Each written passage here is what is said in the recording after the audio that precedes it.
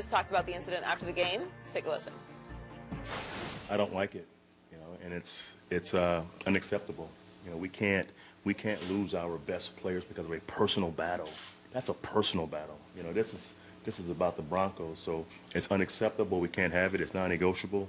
And obviously losing one of our best players and playing a young guy, it hurt us tonight. They have a little bit of a history with the chain snatching from years back, and I think there was an additional chain snatched, from what I understand. And bottom line is we can't afford to lose our one of our top receivers, and then our starting guard, because he went over there to help his buddy. We can't get two guys tossed like that. We're joined by Fox NFL analyst Tony Gonzalez. Welcome back, Tony. Hey, that's funny. That's funny stuff right there. It's like a little police report, huh? Additional chain snatching. I can't wait to hear what he's got to say about it. Well, we're going to start with you. Who was more at fault, Talib or Crabtree? Well, Crabtree. I mean, he's the one who started the whole thing. That unnecessary after-play stuff started the whole thing, and obviously it stems from what happened last year. But to me, what this says about what's going on in Crabtree's mind, I always try to, okay, what is he thinking there?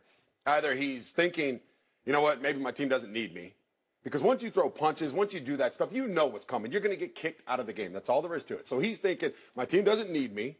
They can beat the Broncos without me. And then if I do get suspended for next week, they're playing the Giants. So maybe, I'll take it. I can fulfill my personal agenda. Or fulfilling his personal agenda, he's selfish. That's all there is to it. When you make that choice, that conscious choice to go after and start this melee, you know what's coming. You're going to get fined. He's probably going to get fined a lot of money. He might not play next week. But the worst part of it all is that now you're killing your team. You're handicapping your football team, which to me is the selfish thing to do. You've been working all week, all year. You still have a chance to win this AFC West. I don't understand it, but I understand the emotional part of the game. But for me, it's selfish, or he's really thinking ahead and saying, okay, this is a calculated move on his part. I'm going to go with the latter, though. I don't think he's just being selfish. He wasn't thinking. Quick question. And he hurt his team. Did any DB ever get under your skin? Did anyone ever get to you? Of course. And you responded by doing what? The thing that I would do little subtle things. I would underneath the pile type stuff like with the neck areas. I'm not going to throw punches because they're doing it to me. Now, you got to defend yourself. That's one thing. Deacon Jones, I know you love Deacon Jones. You know who Deacon Jones is? He don't know. Deacon Jones said, if you don't serve justice in this league, you're going to get kicked around. And I believe that. You can't go out there and be a punk. I learned that very young. We've talked about it before with Bill Romanowski. But you have to make that choice. Once you throw a punch, you are getting kicked out of the game. I would never do that because I want to play. Shannon Sharp across the table is sitting there mouthing nothing, as in you never did anything to retaliate. We already know, Skip, he ain't going to bust a grape in a fruit fight. So we already know what we're going to do to him. Romo did whatever he wanted. He wouldn't do nothing. Romanowski. Bill Romanowski. I wore a chain for 14 years, and ain't nobody dare snatch it off. Because guess what? I'd have got kicked out that game, and it'd have been done with. Because the next game, we wouldn't have had no issues because we decided it right then and there. So I already know how I would have done it. We already know what he would have done, which is absolutely 1,000, 10,000, million, zillion % nothing. Come on, guys. We don't need this right now. Can you defend yourself? I don't need to. Sometimes it's like arguing with a little 7-year-old. I just let him talk. Look, he got bracelets on. He want to go surfing. He want to be in Huntington Beach talking about Irie, brother. Hey, at the waves, I'm cool. I'm just mellow, man. I'm going to get the mat. I'm down at the beach. Surfers don't like to be messed with. You can't just go surfing anywhere. First of all, wait a second. I do think he shut a lot of people up just by catching touchdowns. That's how I would touch it. Let's go catch a touchdown. Hey, no, you put your hands on me. Don't worry. But anyway, we'll get back to him in a minute. Crabtree, because he punched Chris Harris Jr. in the stomach on the first play of the game. That started the whole thing. Now, maybe Talib was going to set it off anyway, and maybe that's what he needed to get him going. But once he saw Harris Jr. get punched in the stomach, and Chris pointed at him, well, you already knew what was happening. Once you go to the other side, and you start, okay, play is over with, official blow the whistle, Crabtree keeps it going.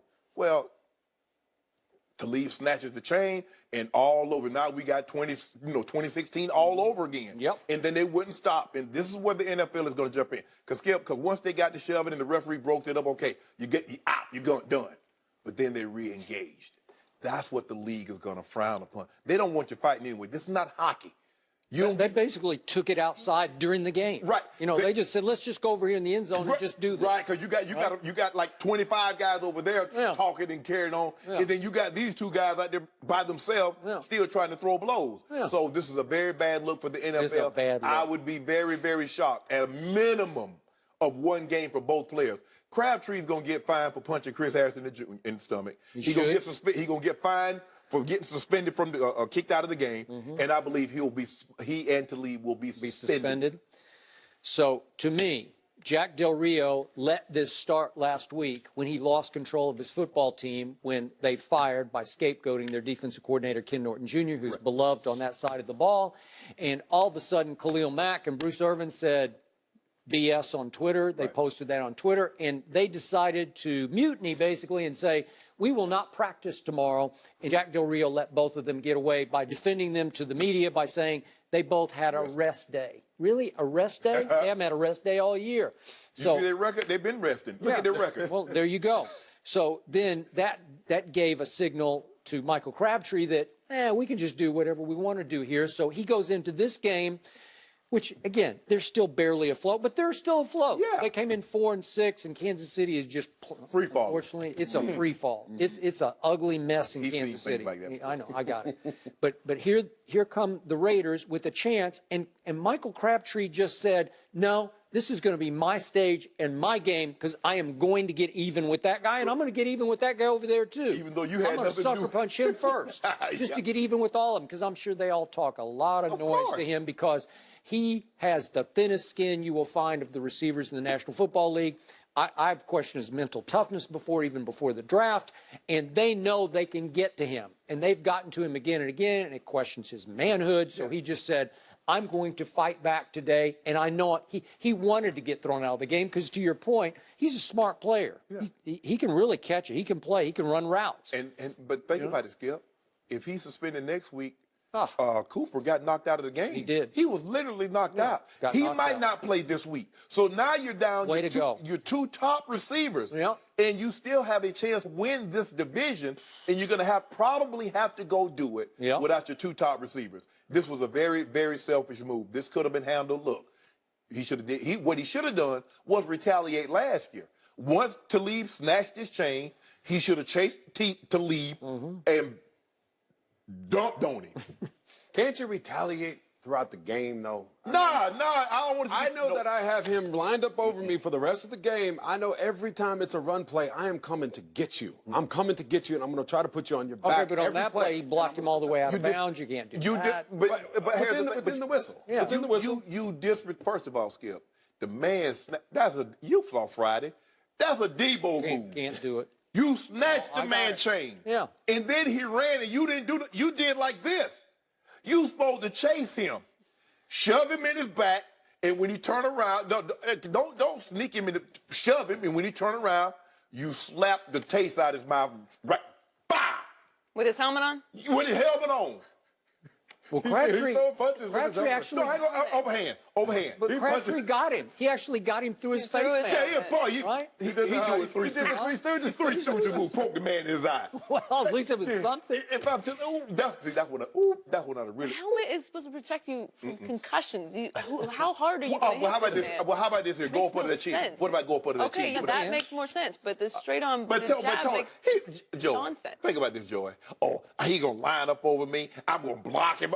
That man on TV snatching your chain. How many times you think they're going to show a pancake block, Skip, as opposed to somebody snatching your chain? No, you have to do something right away. Exactly. But they will show you standing in the end zone with the touchdown, right? What? No, I said Pittsburgh in me. Pittsburgh in you, whatever it is. I'm just saying the true killers, I'm going to get you back. I'm going to get you back. Look at it here. He got his hair all wavy. I'm going to get you back. He ain't going to, Joey.